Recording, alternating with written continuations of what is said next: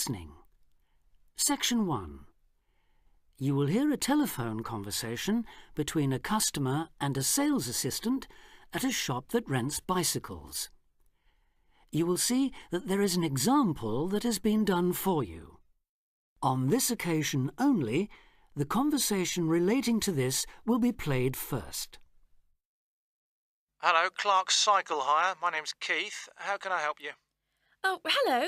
I saw your ad in the local paper, and as I'm thinking of doing some cycling, I'm wondering what kinds of bike you have and what your prices are like.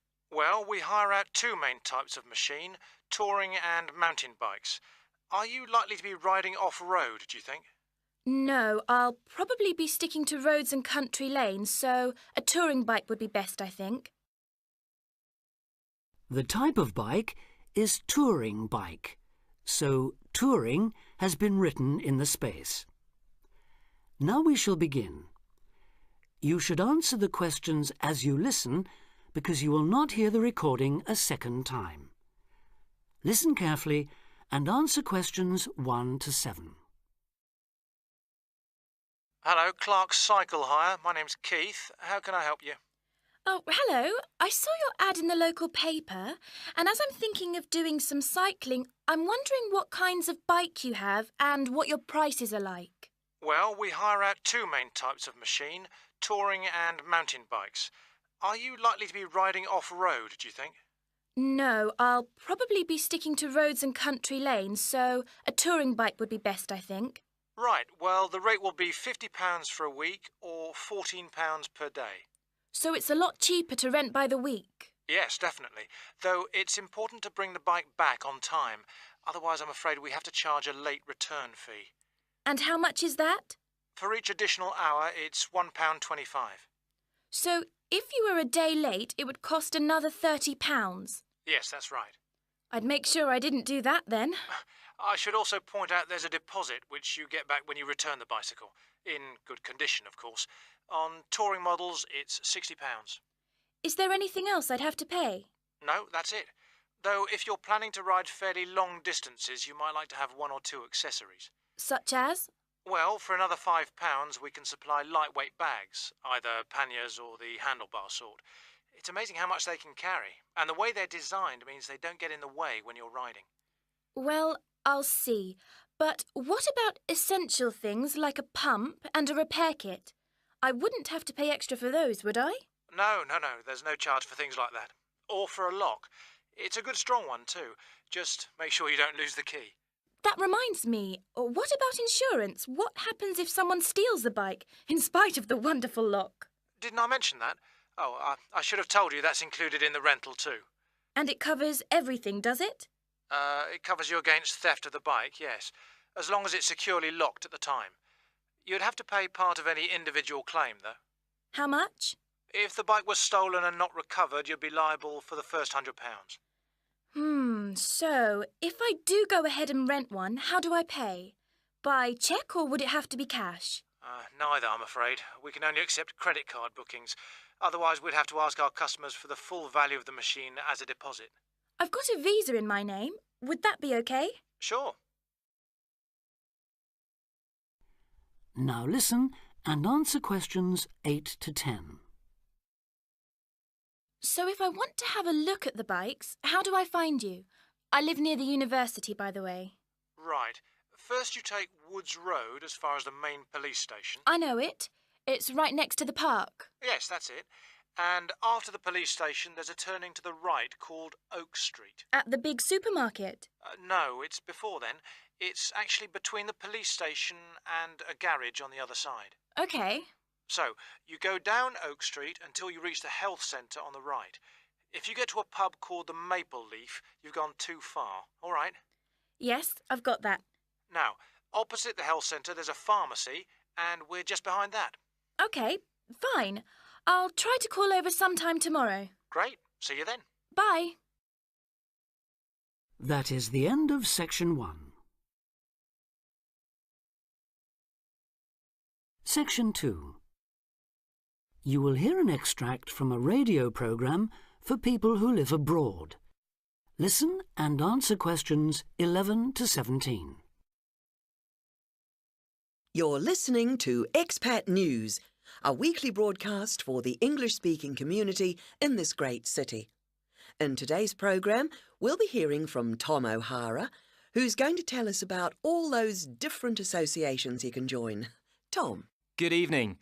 Yes, in a city with so many of its residents born outside the country, it's hardly surprising there's such a huge range of expatriate clubs and societies. And many of these, of course, are aimed at English speakers. So, first and perhaps most obviously, we have the sports clubs, which in some cases field teams in things like rugby and tennis that compete against clubs in other parts of the country or even abroad. You don't have to play at this level to have fun, though. They can be just a great way to do some exercise and, of course, to get to know other people, especially if you're new in town. The same can be said of the many hobby and interest clubs that have sprung up here. Everything from landscape photography, such as the Viewfinders Club in the Harbour District, or Focus on the Airport Road, to old favourites like stamp collecting. Remember that this country has a long tradition of unusual and perhaps even eccentric societies, so there should be something for everyone. A place where you can meet people of different nationalities with the same social and/or cultural interests as you. For those who may be interested in rather more than just friendship, there's a wide range of lively social clubs. Several singles associations organise dancing of various kinds, while for people in a real hurry, there's speed dating, in which everyone talks to everyone else for just 5 minutes. Then, at the end, they decide which of them they would like to meet again by ticking their names on a list. In complete contrast to these are the many religious associations, reflecting the diversity of faith groups present in this multicultural city. Many of them, of course, have their own places of worship. Perhaps also of interest to those who've come here from other parts of the world are the international and cultural societies.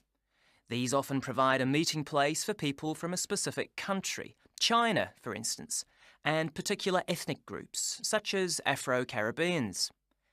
As in other major cities, we have here local branches of many charities with names familiar around the world.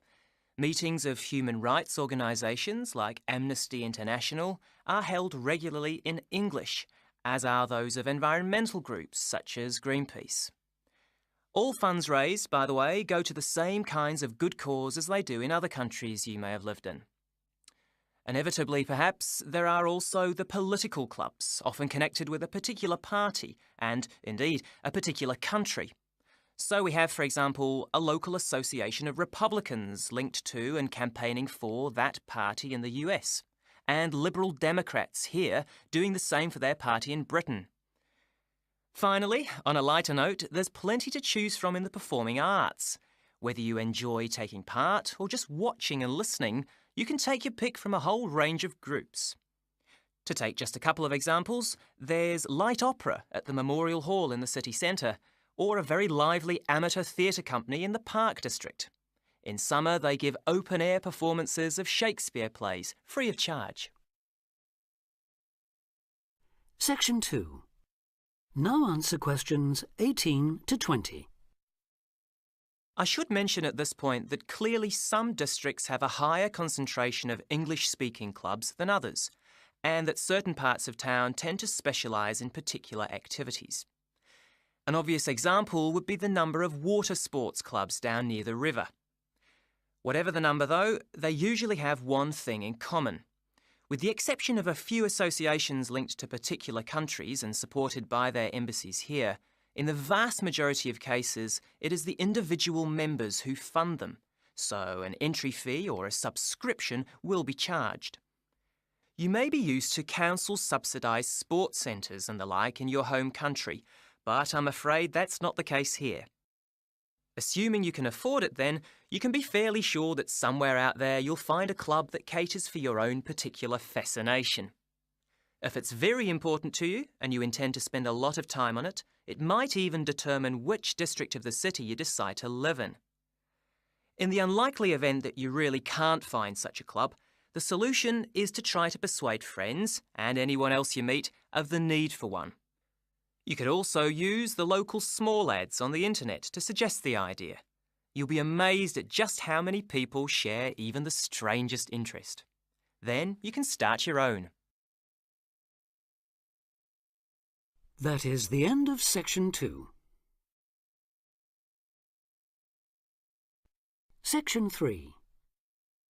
You will hear a tutor and 2 students discussing the best ways to study. Listen carefully and answer questions 21 to 25.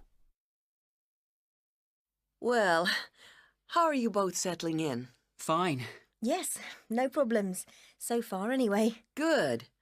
Remember that as your personal tutor, I'm here to help you if you do have any difficulties. Now, as you know, lectures start on Monday, so I thought we'd look at a few ways of making the most of them, especially in terms of the notes you take. Let's begin by thinking about what you can do before you even go to the lecture. Any ideas?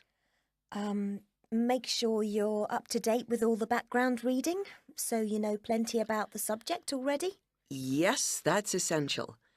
The lecturer will assume you have that knowledge. Anything else, Carlos? Well, check what the topic's going to be. Of the lecture, that is. I'd go a bit further than that and consider what the content may be. Then you could ask yourself some questions that you want answering and listen out for the relevant information during the lecture. OK. Now that brings us to the lecture itself and the actual business of writing notes. But there's a lot to deal with there, so we'll come back to that later. What I'd like to do for the moment is continue with the process of note-taking and move on to the next stage. Any suggestions for what that might be? When the lecture is over, you mean? Yes, once you're able to sit down somewhere quiet with your notes. Read them? More than that, you need to make sure they'll still make sense to you weeks, months later. Edit them? Yes, that's what's needed. It's well worth spending a few minutes on it. Any missing words, anything difficult to read, things you didn't have time to jot down, now is the time to do so, while everything's still fresh in your mind. Right. And after that, when's the best time to revise them? When do you think, Carlos? I'd say just before the next lecture, in the same subject. Precisely. That's a vital time to look at them again, for obvious reasons. But it's definitely not the only time. When should you revise them again? A month later, maybe? Sooner, and much more often than that. I'd recommend you look at them again once a week. That's why it's so important they're complete and easy to follow. Now answer questions 26 to 29. Right. Let's go back to note-taking and begin with the basics before the lecture has even started. What should you do when you walk into the room? Get a good seat, at the front if you can, where you can hear clearly and avoid distractions. Yes, though obviously others will have had the same idea, so it's as well to get there a bit early. So, when the lecture's underway and you're busy jotting things down, what should you try to ensure? That you're getting all the main points. And what if you don't catch something you know must be important? I'd leave a space. Then I could check it later, perhaps by asking a question at the end and fill it in afterwards. That's an excellent way to deal with it, yes.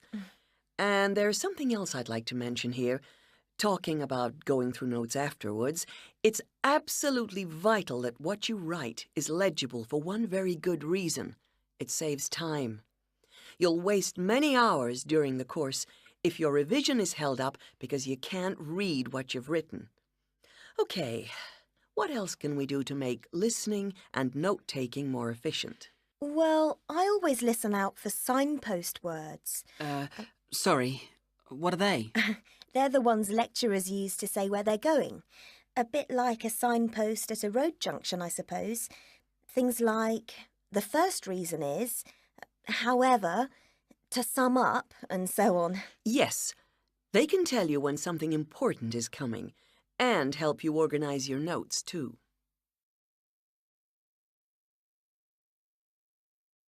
Now answer question 30. Is there anything else you can add, Carlos? There's something I think's very useful, but it's later, after the lecture is finished. That's fine. Go on. Well, what I do is go through what I've written down, summing up the main points in a few words in the margin, on the left-hand side of the page. I try to use words that'll jog my memory, so that I can remember what everything's about when I look at them again. Yes, that can work very well. What some people do to review their notes is cover up their full notes from the lecture, maybe with a piece of paper or a card, and concentrate just on what they've put in the margin, trying to recall the details. Then they move the cover down a little and check whether they were right. Or you could put your main points on another piece of paper